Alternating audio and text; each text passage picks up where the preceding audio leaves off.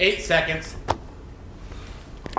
The views and opinions expressed on any program are those of the producers and/or the persons appearing on the program, and do not necessarily reflect the views and opinions of FRC Media, Bristol Community College, or the City of Fall River.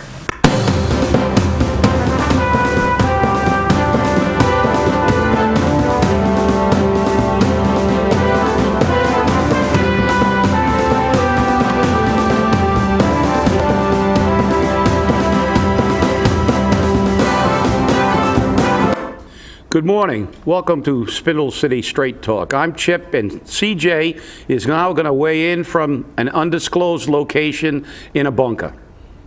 CJ. Hello there. How are you? Good morning. Good. I hope you have enough provisions.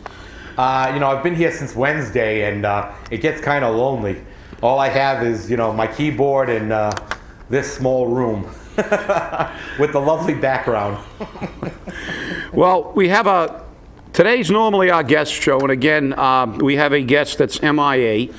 He was scheduled to be on, and unfortunately we haven't heard from him. We don't know if he's been kidnapped by the evil forces or he's been waylaid on his way here.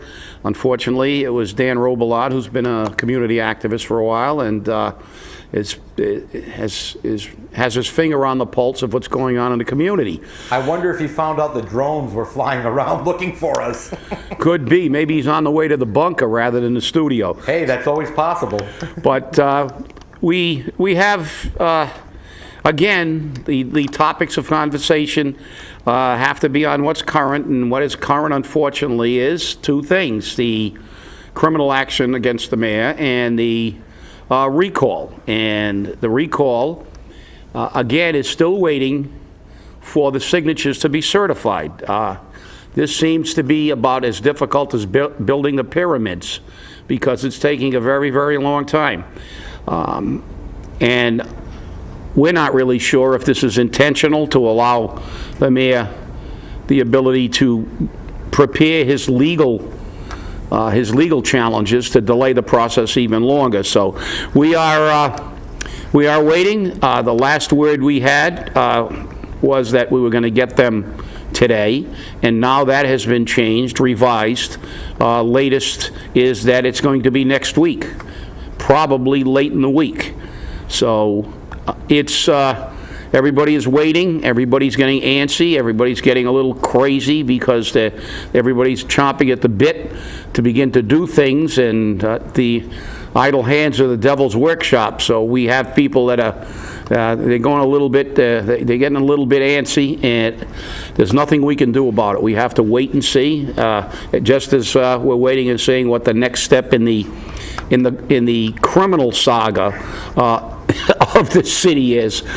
So we'll begin by talking about the recall. So CJ, let's hear from the undisclosed bunker here. Well, Chip, it's getting to be very interesting, as you know. I'm not saying that there's any impropriety, but it just seems to me that it's taken an awful long time to certify approximately 5,500 signatures. My estimation of the 20 days required to collect that number of signatures is approximately 277 signatures a day. You would think that the elections office could possibly do that in 20, if we could do it in 20 days, then maybe the elections office would be able to certify the signatures in the 20 days. But I understand the situation they're in, because they want to be sure that every single signature that can be certified is certified. Now, already there's a lot of rumors floating around, and again, I say these are rumors, that the mayor's already been told that the recall people have the signatures, and he's prepping for his legal defense. And we can't confirm that, we can't deny it. I mean, that's a rumor, and rumors are flying around all over the city. And the longer this happens, the worse this gets. The people of Fall River are getting so antsy that on both sides, and you wrote a letter about this, they're starting to turn on each other as well as turn on the opposing groups. This is reminiscent of the days of the Civil War, when we just had the blue and the gray, and families were broken apart. And I think that's what's happening here. I think the people of Fall River are starting to really come apart, and we're doing the he said, she said, you're no good, and you're no good, and my guy's better than your guy. And, you know, it's getting terrible. And the worst thing is, not only is this taking place in public, it's taking place on Facebook. And, you know, that in and of itself is enough to just devastate the whole process for everybody.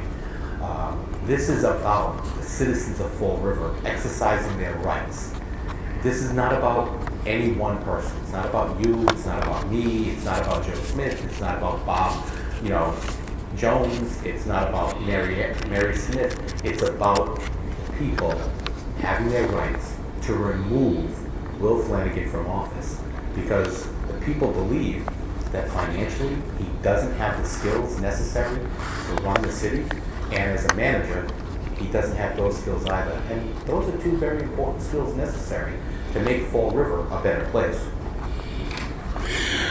Well, I agree, and I think, number one, let me begin with the certification process. Obviously, I'm a little skeptical about what's going on, since I was involved in another signature gathering campaign, which actually had over 10,000 signatures submitted, and over 7,000 were certified, and that was done in a fairly rapid manner. And that was not a popular initiative. Well, it wasn't popular with the mayor because it was about removing the fire chief's job from civil service, which the mayor at the time, Bob Correa, had initiated that process, and we attempted to and we did get the signatures, and unfortunately, because of the legal machinations, even though we were right, you can't, you know, they got it up to the Hill, and the Hill kind of circumvented even the law. And they basically said, look, even if there's a law, there's no precedent, it'll have to go to the Supreme Court. Which brings me to another issue about the recall.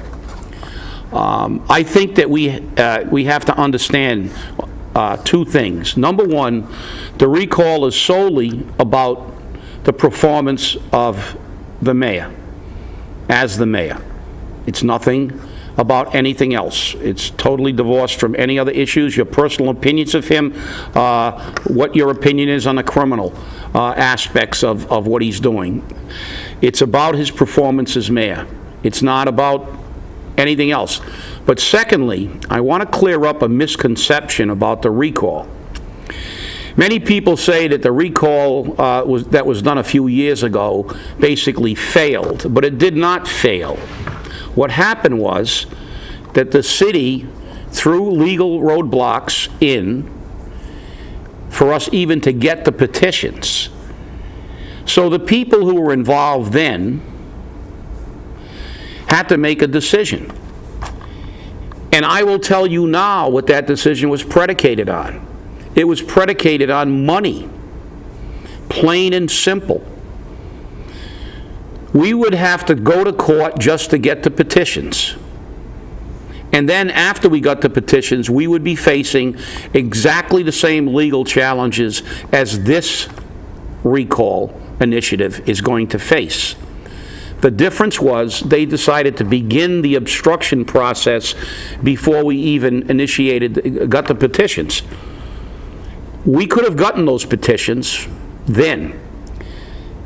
But at this point in time, there were more people involved, so they probably said to themselves, well, we'll give them the petitions, they'll never get the signatures. But the bottom line is, as we anticipated in the first go-round, there were going to be legal challenges. The difference was that it was basically gotten to the point where it became a moot point. Obviously, there weren't as many people involved, and it's great now that we've got more people engaged. The pay-as-you-throw has galvanized much of the community, and that's a good thing. It's a good thing that the people in Fall River seem to want to be heard. They want to go to the polls, and they want to tell everybody that they're not happy. But there's a characterization that the initial attempt was a failure. It wasn't a failure. It was a decision of the people, and there were fewer people then, that we just couldn't afford it.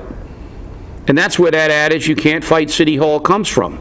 It's not because you're not right. Mayor Flanagan wasn't a better mayor the first time. More people know about him now, and he's had time to screw up even more. But the fact is, we were right about his inability to run this city then, as we are, in my opinion, right now about his inability. But the fact is, for all you people out there that watch this show, you have to support the fundraising effort, because all this work will not mean anything if we get tied up in court until this recall becomes a moot point and we have to drop it again. And lawyers don't work for free. You know, we've heard a lot of people say, let's get a lawyer to do it for free. Well, CJ and I met with an attorney who said, you know, I'd love to do this, but this case is going to take a tremendous amount of time, a tremendous amount of resources, and I'd have to and I don't have the staff, and if I did, it would be extremely expensive. And that's the problem. We are fighting an uphill battle, as we did from the very first initiative. The mayor has unlimited resources. Every time his wallet gets a little thin, he'll run another fundraiser. And people from Rhode Island and people from out of town who have political interests in his city will give him money. He hired the best legal firm in Rhode Island, specialists in the election process, very good litigators, because we checked into them, very expensive litigators, to throw roadblocks and delay the process. And the reality is, for all the people in the organization and out there in the community that think that, you know, they're somehow already celebrating, this is far from over, and it very well not succeed strictly because we don't have the financial resources. And that's something that's a travesty, but it's also a reality. So when you see fundraisers, buy tickets. At best, we're going to have 1/10 of the money he has. We're trying to get lawyers to give us a break on the cost and stuff, but the fact is, these people are, you know, super litigators, and they know that it's not their job to win. It's their job to delay. It's their job to delay and delay until this recall becomes a moot point. And they say, well, we're so close to the next election, it's irrelevant. So before we even get to a recall, which is another issue that we have to get people out to vote, and we'll deal with that again, I want to make it very, very clear here about the history of the recall. First recall didn't fail. This recall isn't a failure. If we don't get enough money, we may have to unfortunately give up and capitulate. The fact is, it doesn't make us wrong in our contention that he's not a good mayor. What it does, again, prove that the politicians always have the edge. They have more money, they have more access to the press, and the playing field is not level. Is it fair? No. I think it's an outrage that the citizens that they're elected to represent always have to start with 2 strikes against them because they don't have the financial resources to fight City Hall. So with that editorial comment, I'll turn it back over to CJ. Well, you know, Chip, I'm going to play devil's advocate here, because people are going to turn around and say, uh-oh, the recall's in financial distress. They're going to fail now. And, you know, I don't think that's what you're saying in your commentary. I don't believe that. And I mean, you can refute me if I'm wrong, but I think what you're trying to ask for, and again, this is my interpretation, this isn't what you said, is that you want the people to become citizen revolutionaries. You want them to take ownership of this recall and say, this is about my rights. This is about me. This is about me helping the people of Fall River. This is about me taking back my city. This is about me becoming what I need to do, how I need to do it, where I need to be. Not what's going on with, the finances or the legal aspect. These maneuvers can be addressed by some people as it's my civic right to file these suits to stop you from recalling me. Other people say it's a wall that's just thrown up in front of the citizens so that they can't get their rights enacted. But the law is a two-edged sword. We both know that. So we have to be able to say that, and we have to be able to realize that we have to take the initiative to do what we need to do to make it happen. No, you're right, CJ. Obviously, if we want to compare our financial abilities to theirs, yeah, we are. We are in the hole, and he knows it. And that's a fact. The fact is, can we debate the fact if O.J. Simpson couldn't afford Johnny Cochran, would he have got acquitted? Because if the glove don't fit, you must acquit. So the fact is, he can hire the top guns, he can hire lawyers, he can tie us up. It's a fact of life. The reason my commentary is about that is to stress the fact that, unfortunately, it's not about right or wrong. It gets back to what we always said, money. Follow the money. The fact is that, if it was that simple, and I wish it was, that the people, when they have a right to speak, and when we rise up like this, we just are allowed to speak. It should be, in my opinion, we got the signatures, let's have the election, because that's what the people who this government is made up of want to do. But unfortunately, as most people know, the law can be used against people. It's a process. Everybody has legal rights, and they have a legal right to challenge. You're right.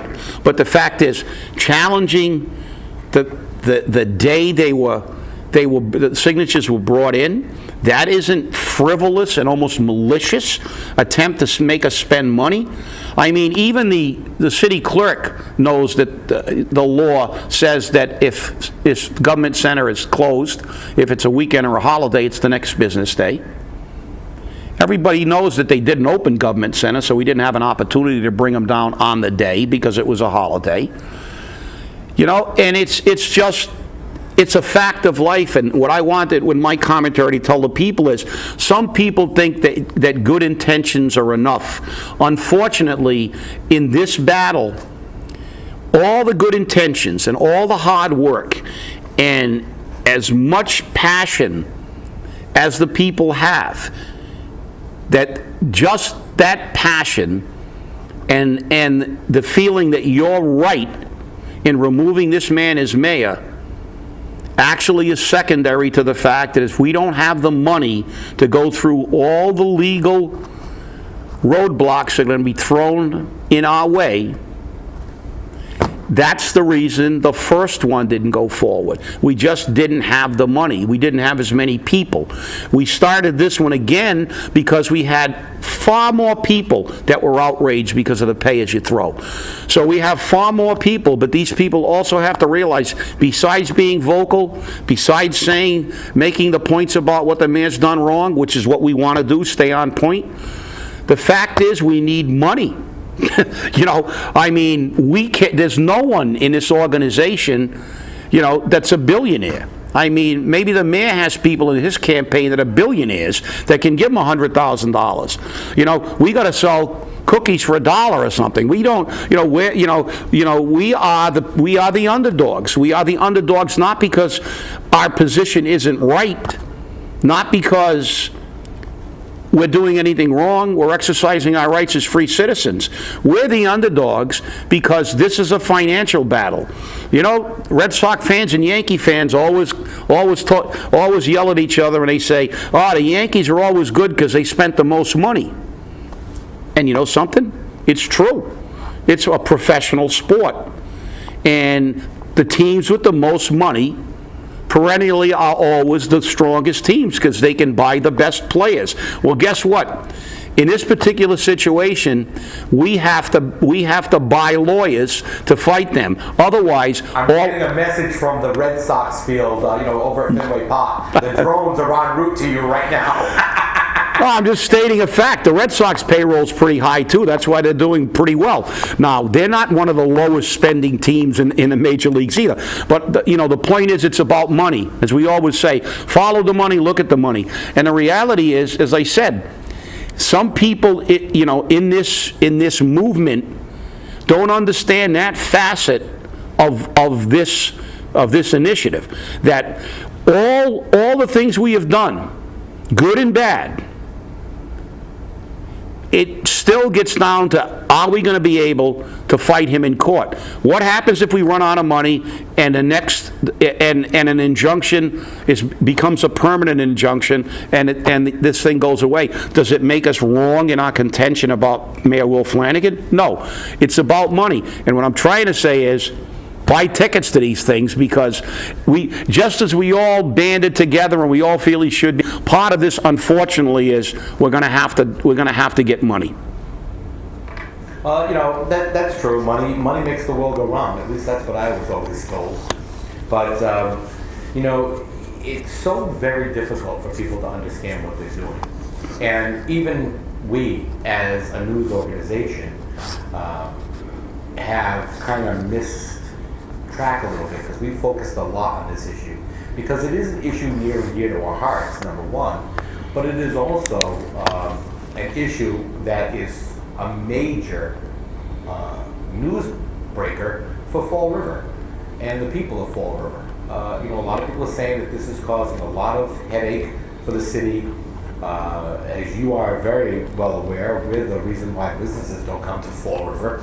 We're the reasons why, the Lusitania sank. We're the reasons why the Titanic sank. I think we caused the Vietnam War too, but it's just very interesting to see that this whole cause reminds me of the time during World War II when people came out of their homes with every piece of metal that they had, and they threw it into piles for the Department of Defense to use to defend our nation. And a whole nation pulled together to move us forward. And in Fall River, the people of Fall River pulled together. 5,500 people that they could get to pulled together and said, we need to move this city forward. We need to stop the stagnation of this city. We don't have jobs, we don't have business, we have poorly performing schools. And the people who are responsible for this keep doing the job and keep getting raises. And, you have to ask. We have a poorly performing school, and they get excited when they have a level 4 school because we get more money from the state. We have a water department which is screaming because they have a CSO project that's eating up over 50% of the city budget, and they can't say, well, this is the guy who's responsible. We're just going to keep giving him a raise. Okay, we have a mayor who has been unable to put together a coherent budget in 5 years, but we're still going to say, hey, we're going to keep him. These people got together and said, no, this can't happen anymore. You've got to be accountable for your job. I've always learned, when you say it, you own it. I don't ever back down from what I said. I don't ever back down from what I've done. I'm not the biggest friend of anyone in the world, hence why I'm not an elected politician, because a lot of people don't want to hear the truth. But if you accept the truth will set you free. And it just gets to be very hateful during this process to tell anyone anything that's truthful, because it kind of like goes against their grain, whether you're a pro Flanagan or a pro recaller. But again, milder thoughts sometimes prevail, milder persuasions. Cooler heads. People like me are stubborn, and we just bang our head against the wall. Well, the reality is that when this is all said and done, history is written by the winners. And that's a fact. So it's the winner that writes the history book, not the loser. So regardless of what the outcome is, whoever wins will be the one who gets to say, you see, we were right. And that doesn't necessarily mean it is right. The fact is that everything can be looked at from two perspectives. Everything can be looked at as being a positive or a negative. Some people are portraying the recall as a negative, and it's hurting the city. It's casting the city in a bad light. I disagree. They're entitled to that opinion. I believe that this casts the city of Fall River in a very good light, because it shows citizens who historically have been apathetic, not involved in a political process, have re-engaged themselves in government. And I think that's a good thing. Win, lose, or draw. What I think is a negative and hurts the city is what's going on the criminal side, regardless of who is right on that issue. We have two public officials embroiled in something that is just, it's unacceptable. Public officials don't meet in the middle of the night in secluded areas with guns, unless you're in Somalia. But the fact is, is this bad? I disagree with the people who say that this is a bad thing. I think there are people that are reading this in other cities and saying, something, those people in Fall River, they're okay. They got up and they're really trying to do something about this. Their voices are being heard. They're making noise. And that's what affects government. This is supposed to be a government of the people, by the people, and for the people. But if it's going to be a government of the people, it's got to be controlled by the people, if it's ever going to be for the people. So think about that statement. It reminds me of a statement made by Benjamin Franklin. Benjamin Franklin said, "We shall all hang together. If not surely, we shall hang separately." Because, in a revolution, and that's what I like to call this, the losers are called traitors, but the winners are the revolutionaries. Yeah, you're right, CJ, because let's face it, Franklin was right. If the British would have won the Revolutionary War, Benedict Arnold would have been a hero in the history books, and Benjamin Franklin and Thomas Jefferson and George Washington and Thomas Paine and all the rest of those, what we refer to as patriots, because they are, in fact, the fathers of our nation, would have been traitors, would have been terrorists, would have been a lot of names that we don't particularly like, that we use on people who don't agree with our form of government. But that's a fact. The fact is the winners get to write history. And if you go down south, you can see that, where the Civil War is still really not over. When they don't refer to the Civil War as the Civil War, they refer to it as the War for States' Rights and the War of Secession. They don't refer to it as the Civil War. Yeah, so that's very true. If you go down to the Alamo, there's a monument to the men who died in the War of Secession. So with that, stay involved, but let's stay on point. And thank you for watching. Thank you for watching Spindle City Straight Talk. We're always glad to be here. If you got a story, let us know.